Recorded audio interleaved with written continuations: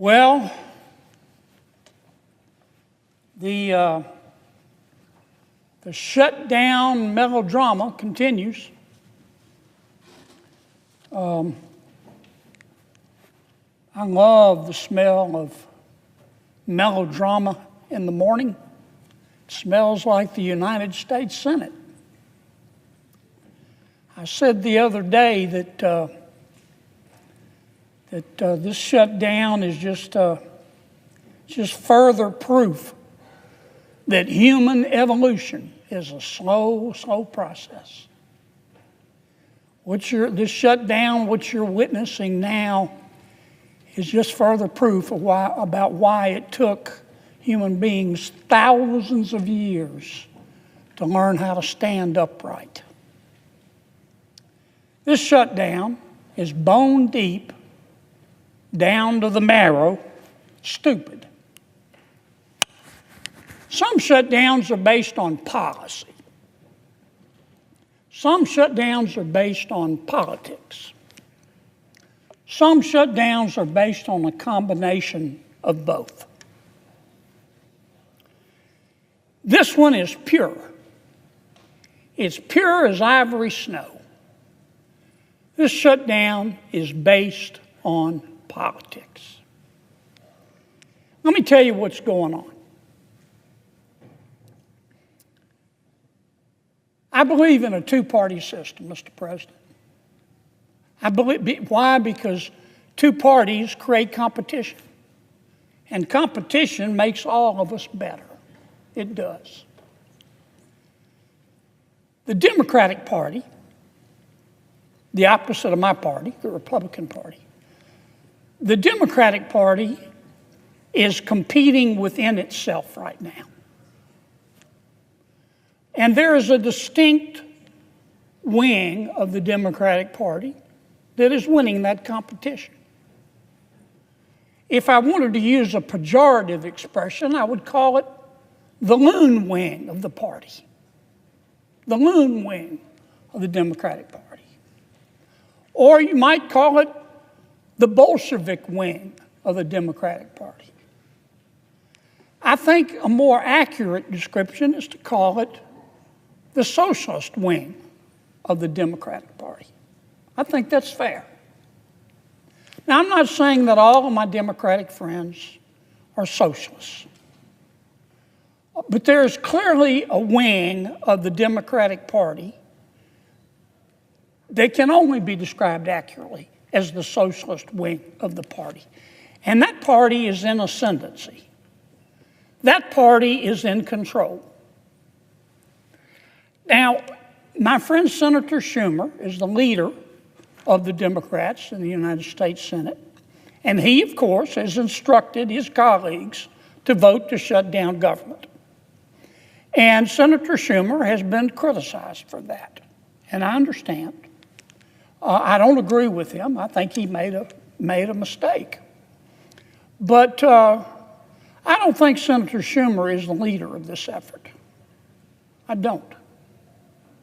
I think Senator Schumer, like many of his colleagues, would like to be loved by everybody in the party, and he would like to be loved by the socialist wing of his party. And I do think that's part of what is motivating this shutdown, and that's why I say it's all about politics. But I don't think Senator Schumer is the person in charge, because Senator Schumer is not the leader of the socialist wing of his party. Congresswoman Ocasio-Cortez is. She's running the show. It was no accident the other day the Congresswoman let it slip. She said, if you really want to negotiate an end of this shutdown, come see me. Come see me. And I think any fair-minded person has to look right now and say that the two leading members, the quarterback, the two leading members of the socialist wing of the Democratic Party, the quarterback is Congresswoman Ocasio-Cortez. Now, her substitute is Senator Bernie Sanders. But I think it's the Congresswoman who's calling these shots. Now, Mr. President, I don't hate anybody. I've said that repeatedly, and I mean it. I like all of my colleagues. I look for grace wherever I can find it. When I say my prayers, I do every single time. I ask God, don't let me hate, because it's hard sometimes. It's hard up here. But I do. I say, God, don't let me hate. And I certainly don't hate Congresswoman Ocasio-Cortez. I want to make that very clear. She has the right to her opinion. She has the right to try to have the socialists take over the Democratic Party. That's the American way. Ironically, I think what she's doing is anti-American, but she has the right as an American to do it, so I don't hate her. But I judge her by her policy. She has her opinion, and I have mine. And I have to judge her candidly by her policy.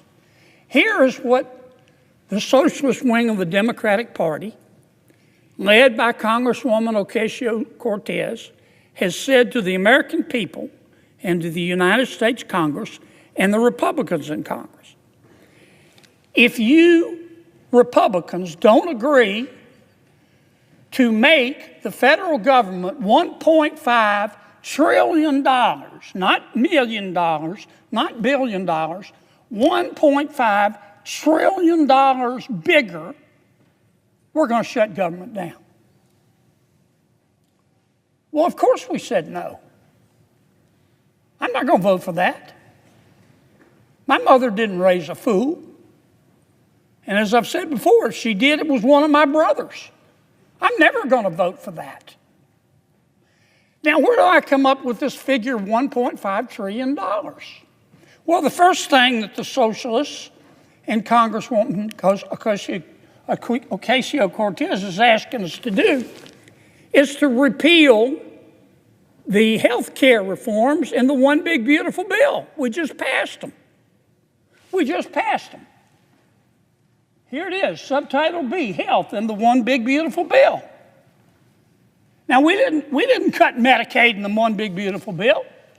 In fact, under our bill, Medicaid is going to increase 2% a year over the next 10 years.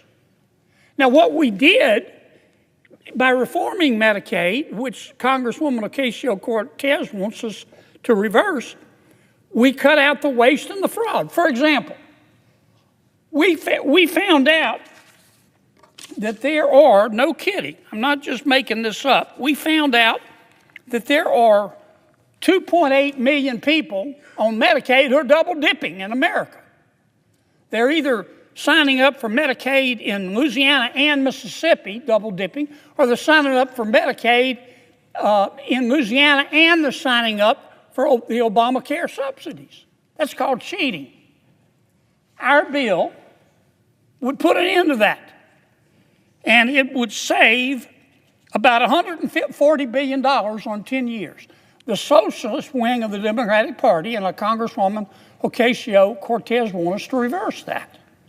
The second thing we did in our health care reforms in the One Big Beautiful Bill is to say you've got to stop lying when you apply for Medicaid. Under President Obama, we had virtually no eligibility checks. People could walk in and the Medicaid folks would say, how much do you make a year? And they could say $30,000 a year. And they'd say, okay, you qualify. Now, I trust people. I've said it before on this floor.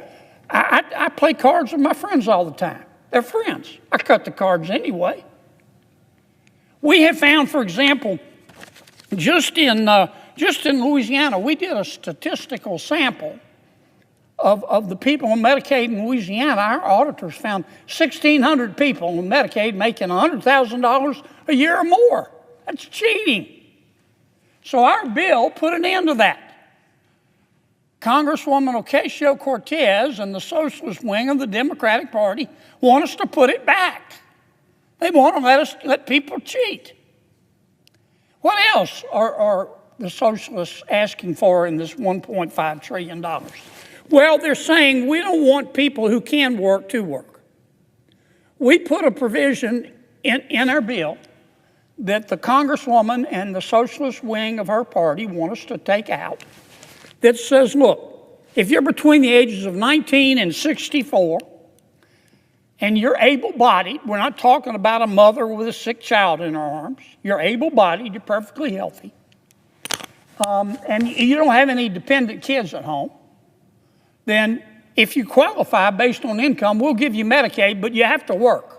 You have to work 20 hours a week or go to school 20 hours a week or do community service 20 hours a week. Because the free enterprise system, jobs, have done more to lift people out of poverty than all the social programs put together. That's what's called a work requirement. What's wrong with that? Those who can't work should work. Our welfare programs were meant to be bridges, not parking lots. Congresswoman Ocasio-Cortez and the socialist wing of her party want us to reverse all of that. What else do they want us to do? Well, they're upset at us over the Affordable Care Act. Now, let me tell you what all this is about with the Affordable Care Act. Under Obamacare, if you are a low-income American, you're entitled to Medicaid. If you are a middle-income American, you have a job, then chances are you get insurance through your employer. Most people do. But if you're in the middle, you make a little more money than the poverty level, but you can't get insurance through your employer, we provide what's called the Obamacare exchanges. So when we talk about the Obamacare subsidies, that's what we're talking about. It's about 24 million people. And it was meant for lower income people.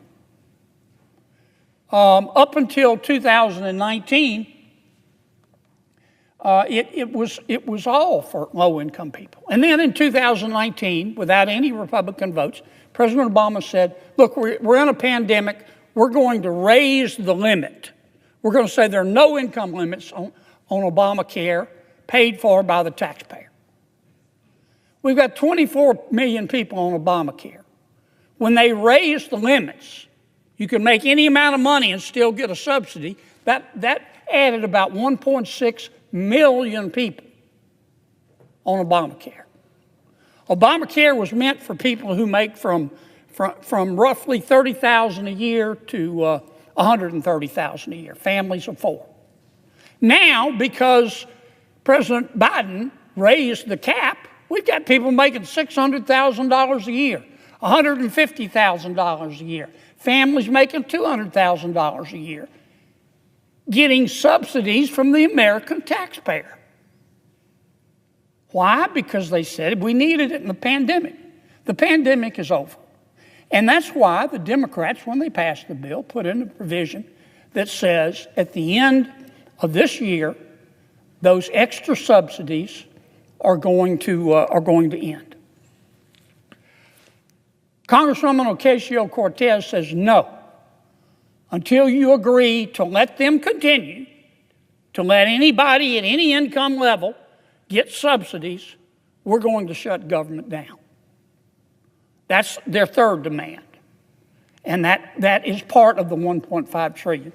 And finally, of course, the Congresswoman is saying we want you to give $500 billion, not $500,000, not $500 million, $500 billion. We want you to give $500 billion to the Corporation for Public Broadcasting because we like what they say. Well, we just eliminated money for all forms of media in the Affordable Care Act. Now, those are the demands. Those are the demands. I'll mention one more. Congresswoman Ocasio-Cortez got very, very upset, as did the socialist wing of her party, when the president sent over what's called a rescission package. Basically, President Trump just said, we want you to take some stuff out of the budget that we think is wasteful. And we did. And that upset the Congresswoman. She's entitled to be upset if she wants to. But that really upset the socialist wing of the party. And so we took out, and here's what they want us to put back in. We found that under President Biden, they were spending $3 million for circumcisions and vasectomies in Zambia. We took that out. The Congresswoman says, we're going to shut down government until you put that back in. We found $500,000 of American taxpayer money for electric buses in Rwanda. We found $3.6 million for pastry cooking classes and dance focus groups for male prostitutes in Haiti. I kid you not. I'm not making this up. It was in the budget under President Biden. We took it out. Congresswoman Ocasio-Cortez in the socialist wing, the loon wing of the Democratic Party, says we're going to shut down government until you put it back in. I'll just read you a few more that we took out. They are demanding we put back in. $6 million for media organizations for the Palestinians. $833,000 for transgender people in Nepal. $300,000 for a pride parade in Lesotho. $882,000 for social media mentorship in Serbia. $4.2 million. We took it out. The Congresswoman and the socialist wing of their party says we got to put that back in for the open government. $4.2 million for lesbian, gay, bisexual, transgender, queer, and intersex people in the Western Balkans and Uganda. I could spend the rest of the afternoon here. We took all that out. It upset Congresswoman Ocasio-Cortez. It upset the socialist wing of her party. And now that wing of her party and the Congresswoman are threatening all other Democrats and saying, you've got to shut that government down until we get what we want. And part of what they want is to add this kind of stuff back into the bill. And that's what this fight is all about. We're in the process of negotiating a budget with our Democratic friends. We ran out of time. The cutoff was midnight Tuesday night. That's when the clock struck midnight and the budget ran out. What we had asked for and what we're still asking for is let's continue to negotiate, we meaning the Republicans and the Democrats, for 6 more weeks and try to agree on a budget. That's all we're asking. We're not asking for any additional appropriations, any conditions, any stipulations. All we're asking for is what we call a clean CR. All we're asking for is just further negotiate. And Congresswoman Ocasio-Cortez, who has done a stellar job in rising to the leadership of her party, as a member of the socialist wing. They're about to elect a socialist mayor of New York. I think Mr. Mamdani's going to win. They have said to our request, let's just continue the status quo for 6 more weeks. They said, we'll give you 6 more weeks if you will give us $1.5 trillion. That's what they're demanding. And that's why we're shut down. Now, let me say it again, Mr. President. I don't hate anybody. This is America. I sure don't hate the Congresswoman. She is entitled to her opinion, but I'm entitled to mine. And she can criticize my policy positions, but I'm entitled to criticize hers. And I'm here to tell you, Mr. President, in front of God and country, based on her policy positions that she's demanding, based on her policy positions that she is demanding, that I just outlined, $1.5 trillion of pure, unadulterated spending porn. Based on that demand, based on her policy positions, the American people are looking at her and saying, this person has single-handedly put an end to dumb blonde jokes. Because that is the craziest thing I've ever heard. Based on her policy positions, $1.5 trillion of this kind of spending porn, the American people are looking at the Congresswoman and saying, with respect, she must be bilingual. She must speak English and stupid. And that's why we're not agreeing to it. Now, I know every one of my Democratic colleagues, and I know more than half of them know better. They know what we're asking for is reasonable. I'm just asking them to meet us halfway. We're not asking for any additional provisions. They shouldn't ask for any additional provisions. And let us just open back up and continue to negotiate for 6 weeks. Don't be scared of the Congresswoman. Don't be scared of the socialist wing of your party. I suggest the absence of a quorum.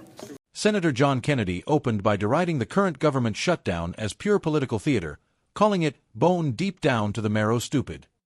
He framed the impasse not as a debate over policy but as an intra-party power struggle within the Democratic Party, arguing that its left flank, which he repeatedly labels the socialist wing, is dictating terms and driving the shutdown. Kennedy singled out Representative Alexandria Ocasio-Cortez as the de facto leader of that wing, saying she and fellow progressives are pushing demands that amount to roughly $1.5 trillion in additional spending. He portrayed Senate Minority Leader Chuck Schumer as someone who wants to be popular within his caucus but not the real architect of the strategy, contending that AOC and Senator Bernie Sanders are who really call the shots. A large portion of Kennedy's remarks attacked Democratic priorities in the budget negotiations. He argued the Republican package contains Medicaid reforms that curb waste and fraud, including measures to stop double-dipping across state programs and to tighten eligibility checks, and asserted those reforms would save hundreds of billions over a decade. He accused the progressive wing of wanting to reverse those reforms and to restore what he described as lax eligibility standards. Kennedy defended work requirements for able-bodied adults on Medicaid, saying recipients who can work should be required to do so or engage in schooling or community service for 20 hours a week. He framed those requirements as consistent with the program's intent to be temporary bridges out of poverty rather than permanent supports. He also criticized last administration adjustments to the Affordable Care Act subsidy rules, which Kennedy said expanded taxpayer subsidies to much higher earners during the pandemic and which Democrats, he claims, want to make permanent. He argued those pandemic-era changes, which extended subsidies to people at substantially higher incomes, were meant to be temporary and should expire rather than be continued indefinitely. Kennedy used a series of pointed, colorful examples to underscore what he called spending porn in the Democratic demands, foreign aid line items and niche program funding that he said Republicans removed from the budget and which progressives are reportedly insisting be restored. He listed a number of small, contested foreign assistance items and cultural grants to paint the demand list as frivolous and extreme. Throughout, Kennedy insisted Republicans are willing to continue negotiations and asked only for a clean, continuing resolution, a short extension to keep the government funded while talks continue for 6 more weeks, without additional policy riders or spending increases. He argued this was a reasonable middle ground and urged moderate Democrats not to be intimidated by the party's progressive wing. Kennedy closed by reiterating that his complaints are about policy, not personal animus. He stated he does not hate AOC, but that he strongly disagrees with her policy positions and believes they are politically and fiscally dangerous. His remarks combined rhetorical flourishes, sharp partisan critique, and concrete policy complaints intended to characterize the shutdown as the result of progressive maximalism rather than a genuine policy dispute.